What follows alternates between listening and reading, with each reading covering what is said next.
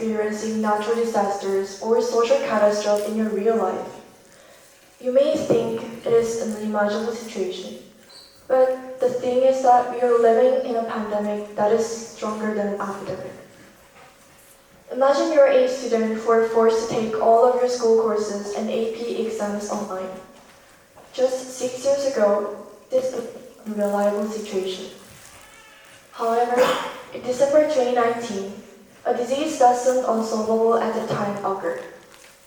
This COVID-19 pandemic changed our lifestyles, attitudes, and cultural aspects.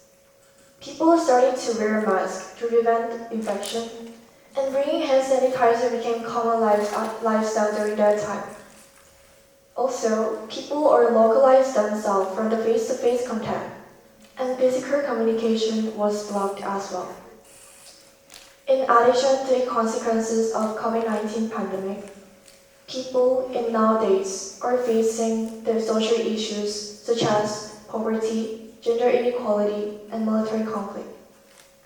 We call them as social issues, which are a part of the definition of the pandemic. Today, I'm going to talk with you about the pandemic that has an exclusive hidden meaning in the 21st century that hasn't ended yet, so that we can be more aware of it and cautious to not spread out this pandemic to the world.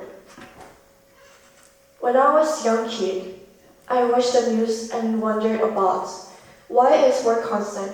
Why do states meet consistently but not show any significant progress? Suddenly, I realized that the people spreads the negative feelings such as hate over the world. Hate, in the form of conflict in war, is the pandemic that hasn't ended yet. You can see this picture, and this picture is about the military confrontation between Palestine and Israel.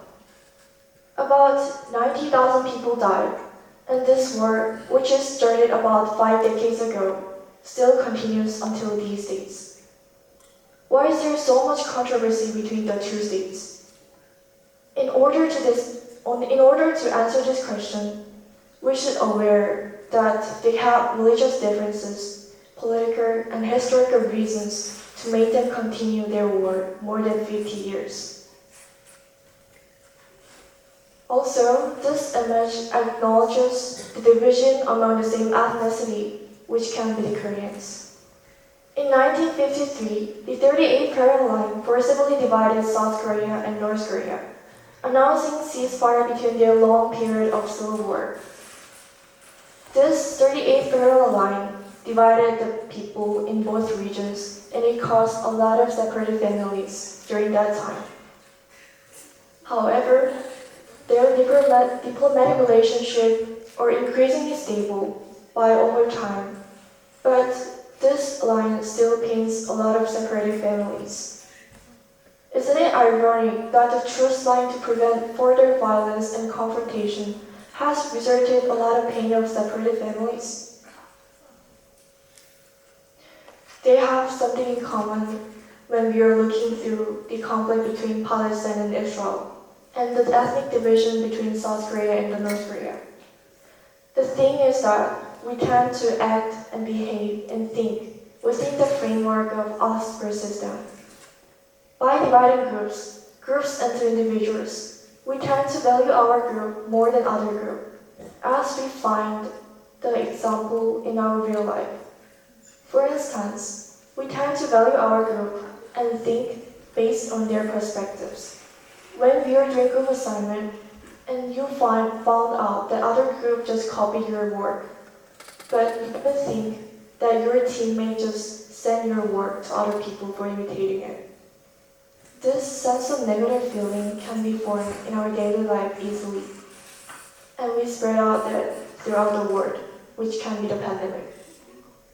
Once you're infected with these negative feelings, it's kind of hard to get out of it.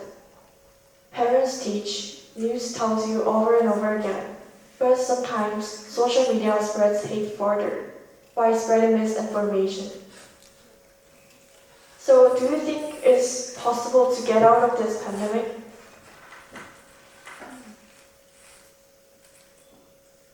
My answer would be yes.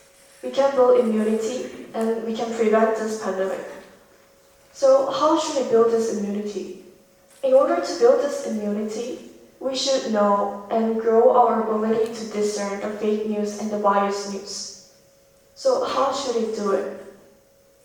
In order to discern and know that you are exploring the right news and not the fake news, we should look for a lot of sources such as various news sources or even it is newspaper to make one big conclusion.